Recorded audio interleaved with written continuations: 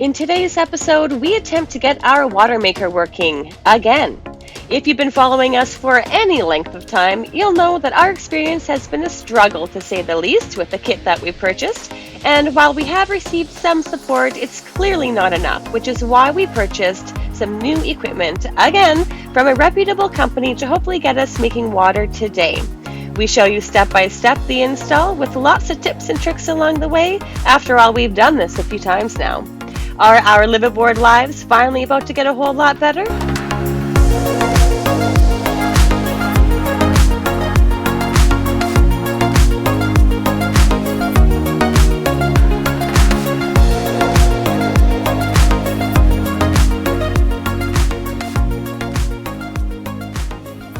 Time to continue the Watermaker saga. We finally got these new O-rings from the company. What's the company name again, honey? Cruise RO. So we decided to get a new membrane housing from them, and in the last episodes I'm sure that you saw that the O-rings were not included with that membrane housing, which was kind of a bummer, so we couldn't actually install it. We were very upset at that time, but we finally got the O-rings in. We had a friend that went back home to the States for a week or two for work, and we got them shipped to him. He brought them back to us here in the Caribbean. So now we are about to go and reinstall the membrane, and hopefully, if it's sunny enough this afternoon, try to fire it up, see if it actually works still. Here she be. Oh God, I'm a bit nervous, but should be. Yeah, I should be. Nice. Never ends. Yep, it is the Watermaker saga that never ends, except for today. Today is going to end. And just like that, the boat is in project mode with crap everywhere. What we have to do is do this together in order to get this off. The membrane out. Yeah, so here, check it out. I'll get out of your way. So, okay, we were just temporarily storing this in there. Our brand new spanking housing. Why did we spend another $700 on a housing, you might ask? Because the other housing was rusting and leaking. Yes. I don't know how. It's stainless steel on both ends. It's a fiberglass body. It makes no frickin' sense at all. I don't know if it's somehow related to the pickling agent we had in there before, but I mean, it was continuing to rust and leak on both ends. I just couldn't take it anymore. I can't handle garbage, so I decided to go to what I interpret as one of the best companies in the business, Cruise RO. Seem to have great customer service, and this is a quality unit. They made this unit, and they are American, which is good. We deal with Americans all the time. So we're going to now move our membrane from our old housing into this new housing. We'll see how it goes. Right. So it is taken apart, empty membrane housing there. See how this goes. Silicone grease. Lube them up, babe. Okay, it's lubed. Okay, excellent. That's the easy part. I'm actually going to use this to hold this. So this is going inside of here. Into that lip in there, so we need to work it in and hopefully have it grab itself in there. I think the trick is to try and catch one end into it. Those people with Spectra water makers at home will know how tricky this can be. Bingo bango. Got One that guy in O-ring, there. and then just feel it with your finger to make sure. So Let's see. it's nicely placed, nice yeah. and still. There we And go. one thing to note also is when you're putting those into tracks like that, you got to make sure you don't twist the O-ring. Trying to keep the O-ring. So I was putting it in kind of sideways in like this, and then forcing the leading edge in, and then it'll kind of follow along. Gotcha. So that's that. Second O-ring. Going in. I actually don't. I think I might not lube this up until it's in place. So, little bit of lube on the outside of these. That's so they. I think it's so they mainly seat properly when it slides all together, because it is under tension against the side of the housing. Yeah. It just helps make sure that it can move and stay oriented properly.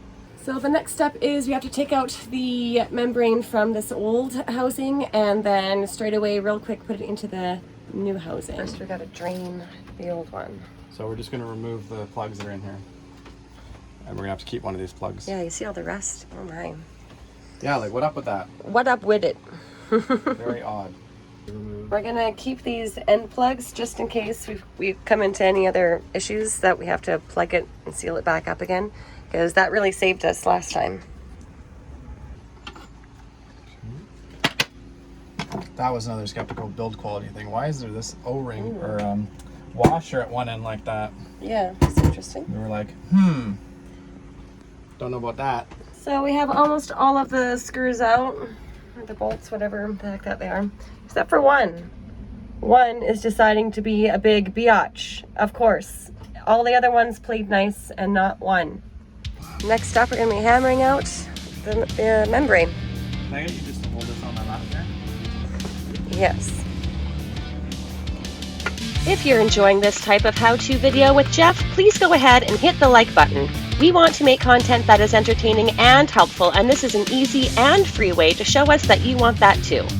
Did you know we have a Patreon page as well? Every little bit helps to keep us going. Head on over there for ad-free versions of our videos, plus a place you can connect with us one-on-one. To join the Joco crew, we'll have a link in the description box below. Oh, we're gonna have to get a fiberglass sliver off her. That's everything. Remember this thing arrived cracked? Oh yeah. Arrived cracked, and now I'm getting wounded by it. Like this thing, I just Oh have my full God. hatred. Full hatred. It's almost over. Okay, finally we got it out. Banging on it did not work, and so Jeff thought, after looking at it, that he needed something to screw into it No, and I just thought- yank it out. Well, I realized that I think banging them doesn't work. They must be shaped in a way that it won't go that way. So I'm like, I have to pull them out, and then I needed to think of what I could use to pull. So I threaded this gauge in, and I looked at this. It's like, hey, it's like a T-handle. So And down. it popped out right away. And what did you say? The O-ring is dry? The O-ring's like so dry, and Is that how it's supposed to be? No, it should be lubricated, like you just saw us doing. Oh, right. Good grief. Okay, let's see if we can get this one on film here for you.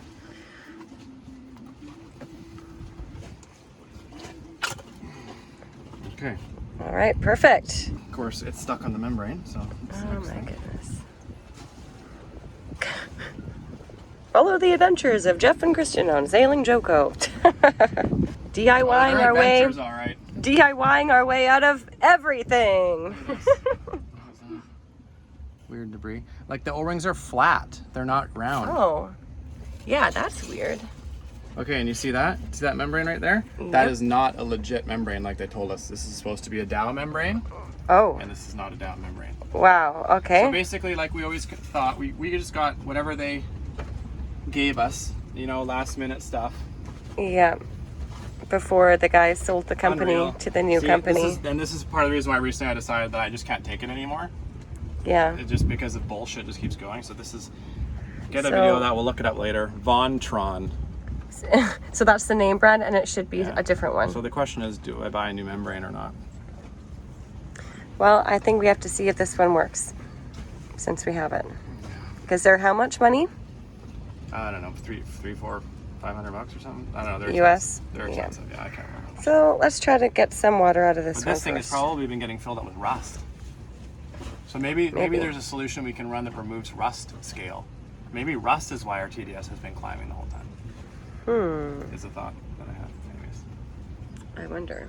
But this, like this O-ring, it's legit, I guess so.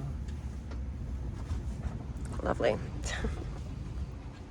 Okay, gotta work fast here. Get this membrane in the new housing. Gonna lube up the O-rings. And we have to make sure this O-ring seats properly. So I need that flathead screwdriver, please. Okay.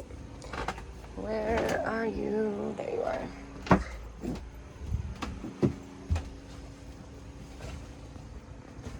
You got to make sure that it seats properly. So that's what I'm trying to do. There we go. Looking good. It's too. This O-ring's too big, by the way. So this is. Yeah. We definitely need to price out a new membrane and carry that to spare. Yeah. I agree, but hopefully we'll get this one running and it'll do something for us. Okay. We're in the home stretch, putting these end cap things on. That's what they're called, yeah? Yep.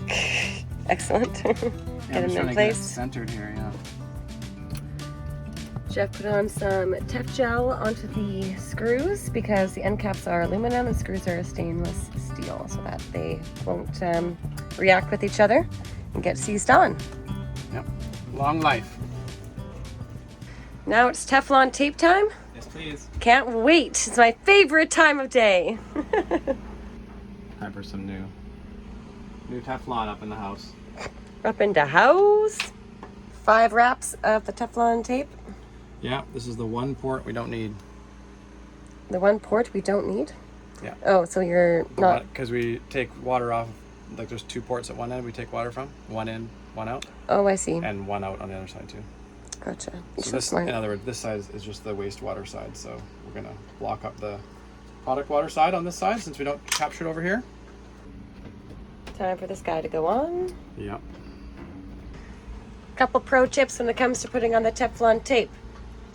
Do not tape the first couple threads so that you get a good threading when you're putting the fitting on. And also wrap the tape in a clockwise direction. That way it won't take the tape back up when you're screwing it in. Next piece. Man, there's a lot of pieces. Yeah. Now we got to put... What is this thing? These are swage locks. This is a high pressure hose at the pump. Okay. And this is the same type of fitting at the membrane. So we're just carrying on with our Tefloning now. Alrighty. Almost done. Everything is now sealed. Yay! We can put it back in the brackets. Yay! Alright, so basically at one end of the unit we have our assembly of our pressure gauge and our needle valve, and the orientation is very specific here because of the height requirement we have. Now when we threaded that into the new end cap, it's bottoming out in the end cap and becoming too tight without getting the orientation we need. So we put it here, and luckily we're just scooting by. Oh, can we get the shot? I'm just holding this up, shows you where the bed height is, and we're like literally right there. Right there. So you know, sometimes... We also had to have clearance that this blue end cap wasn't going to be resting on here. So look at that clearance, and look at that clearance. Sometimes you win some. Got away with it, babe. Woo! All right, Jeff has put on some more things here. So we did the high pressure hose now, new one, silicone hooded, blah blah, silicone coated, stainless steel braided high pressure hose. Fancy pantsy. Apparently that's what we needed. So now we're doing these swage lock fittings. It's my first time using swage lock fittings, and I watched the Cruise RO videos, and he's saying hand tight, then a quarter turn of the wrench. So we're on the quarter turn of the wrench stage. All right. So here we go. This thing is huge. That's what she said. Definitely overthinking this, but I need a reference point, and I was just realizing I'm gonna have to move my wrench. So we'll do that until it's up. Okay, ready?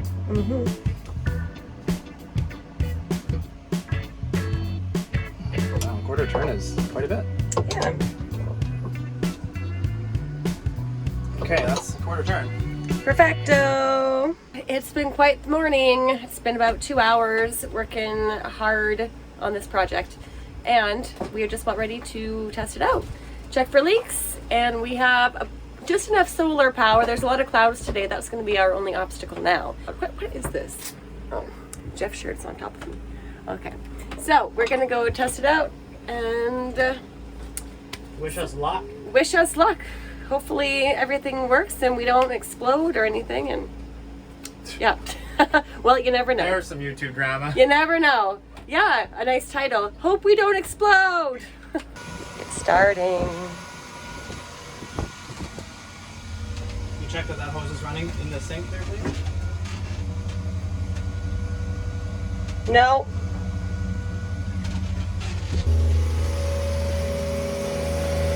Okay, a couple minor leaks. Just have to tighten some stuff down and it should be okay. And we have the wastewater. It's kind of stinky because it was sitting in the pressure pump for a while there. And then we have product water. Let's take a look down here. And we are just at about between 7 and 8, mostly 7 gallons. Just gonna capture some water here and then test the TDS. Don't know if you can see that, but the level is 336. So that means that our membrane survived being not in use and just us putting water in it. So that's the good news. Jeff's going back and forth grabbing wrenches and paper towels to stop leaks. It's funny enough, It's not too bad. There was one leak from here. It was like just because it wasn't quite tightened enough. The new swage lock fittings were perfect, both of them. And the rest of the housing's not leaking at all, which is good. Good. The only joint that's leaking, well, this was leaking. That's because I recently took this apart, and so I just had to give it a little snug, and that's good now. And now it's just this joint here, which is from way before. It shouldn't be leaking. So I'm going to tighten it down. I don't mind if this turns a little bit. And then we're good to shut this thing down and have a frickin' beer. Woo! So we do have to do a freshwater rinse of the system, and it's like I showed you, it's very, very cloudy today, so we can't really run it for very long anyway. So we're just going to collect the water down here in a bin that we can use to flush it out. And that way we don't have to use any of our supply from our actual freshwater tank right now. Time to flush the Watermaker. Should make sure there's water flowing. Cheers! We made water! Woohoo! He wants to have his beer. Okay, yay!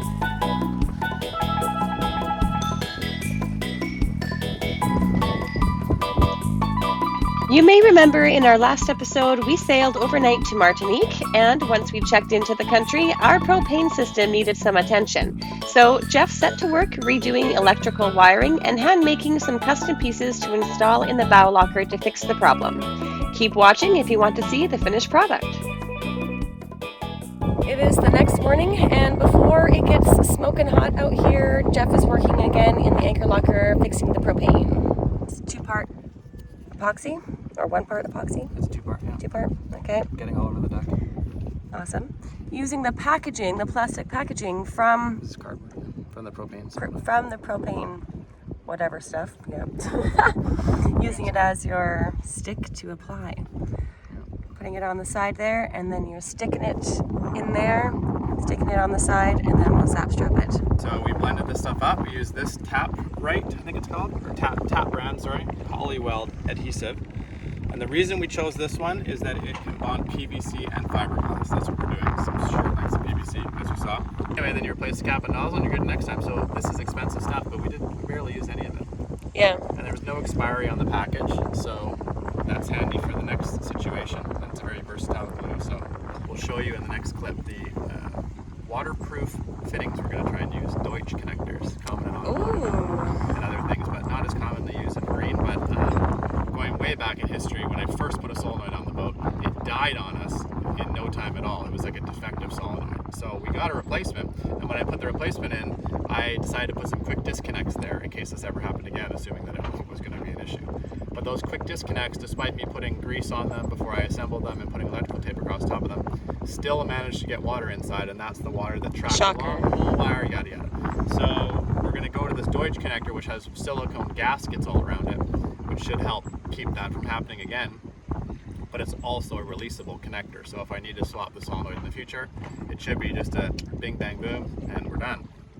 Now, one of the themes I've learned in the marine world so far is that if you can't service it easily, you're just setting yourself up for disaster, because for sure you're going to be replacing and fixing almost everything at one point. Anything that's not designed properly or not designed with maintenance and servicing in mind is an absolute waste of time. I'm the novice Words here, of but wisdom. I hope that message goes all the way to the top. I want all the manufacturers to know that. I want the boat designers to think about it, you know, instead of just selling people what they want in the showroom. And I get how it works. You got to sell what actually can be service maintained, so it can live out its full life out here on the ocean and keep everyone happy, and then support your name. Anyways, rant off. So we'll see what we get. Just wanted to give a quick example of the connector type we're going to try next here. So this is it. These are Deutsch connectors. So male, female. And I was explaining to Kristen that there's different pins inside. We had to wire last night. But once you're done, you have these connectors, which are fully serviceable. You can pop these. You can pop this orange thing off and unlock the pins inside and pull these wires back out. So if you want to change wires but keep the connector, you can do that. Or if you need to change the seal here for whatever reason, you can do that.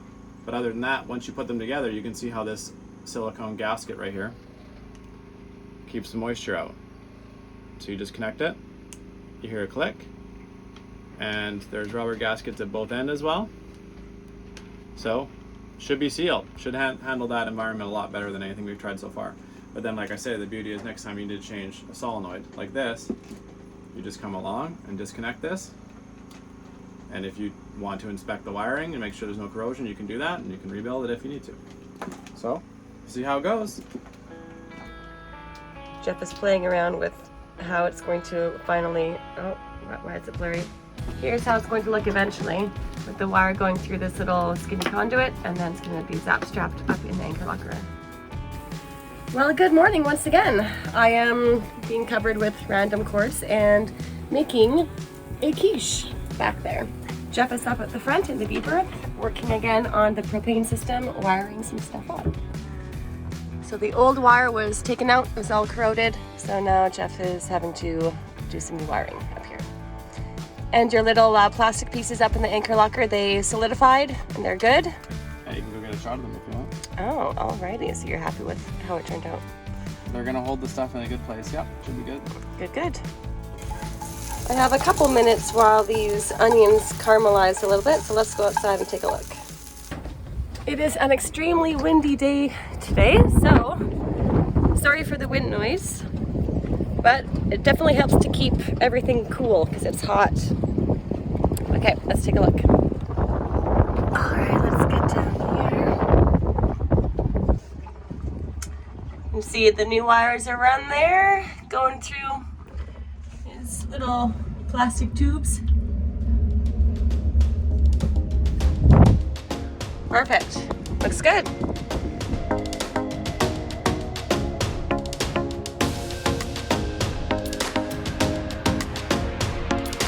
Thank you so much to all of our patrons for supporting our channel. You are helping to keep this dream going so we can share it all with you.